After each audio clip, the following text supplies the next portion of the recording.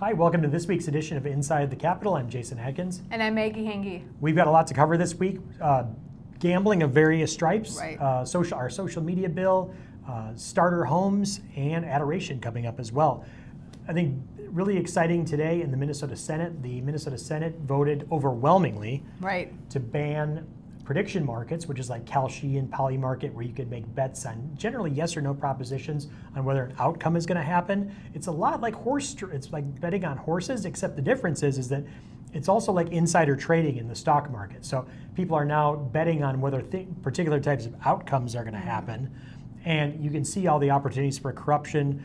Legislators betting on election outcomes, for example, people deciding when we're going to invade a particular country. You're seeing soldiers indicted, both in the Maduro capture, but then also in the Iran war. So you see the opportunities for corruption with prediction markets. Same thing with online sweepstakes casinos, using an end run around the gambling prohibitions on casino gambling online by using sweepstakes programs to essentially do online casinos, which is iGaming, which is banned in Minnesota. So in both of those bills, the Minnesota Senate voted overwhelmingly to ban both of those things. Those pieces of legislation now go to the House, where we hope the House will take those bills up and take action on them and pass them.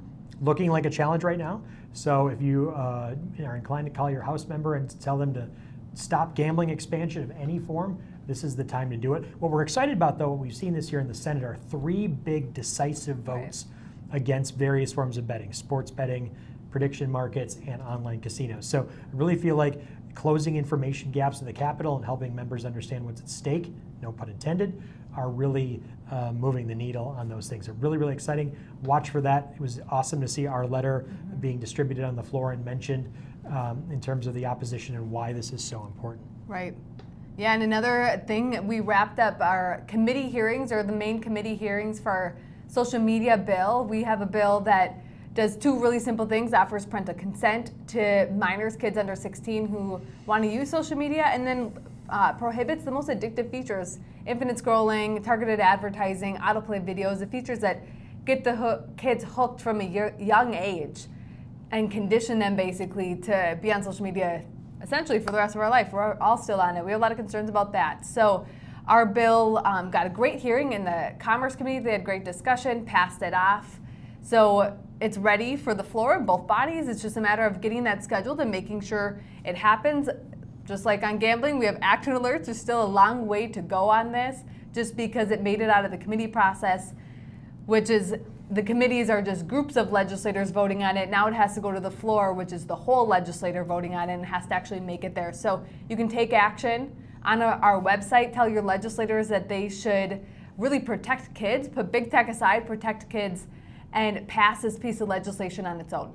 Indeed, so really awesome to see parents really fostering dialogue between parents and kids about social media use. A lot of countries are considering banning social media. Australia has already done it.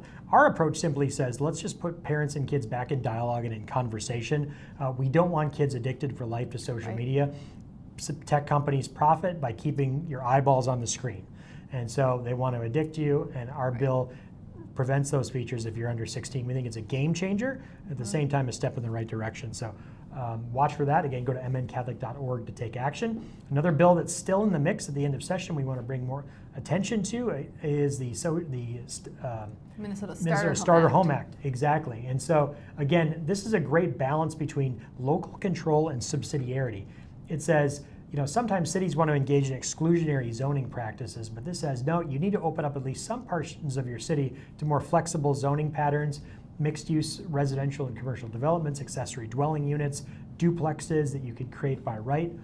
So we think it's a great way to create more homes, and the creation of more homes hopefully lowers the price. It's not the silver bullet, it's not the end-all be-all of homeowner affordability legislation, but it's a great step in the right direction.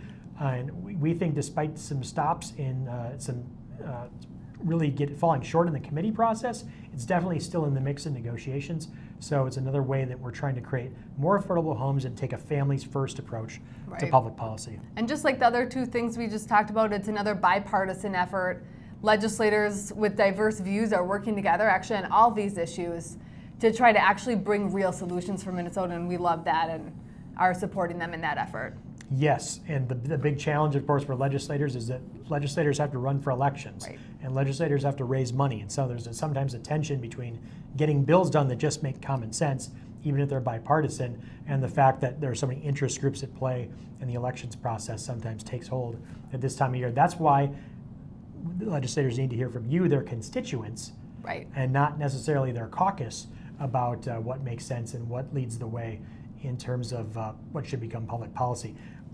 To quote the late, well, he's not the late, he's still very much alive, he was over there today, Dean Erdahl, one of the great Minnesota legislators, now retired. Right. Legislators make decisions based on constituents, caucus, and conscience. And so we want to help form their conscience. We want to work with them as constituents so that the caucus then Right. does the right thing and moves things forward and doesn't make everything an election-oriented bill. So remember the 3 C's, and it just underscores the importance of being in touch with and in relationship with your legislators, talking to them about these important bills. Exactly. And another way that you can make a difference is by coming to Adoration. We have Adoration at the Capitol. Our last one is happening tomorrow, Friday, May 1st.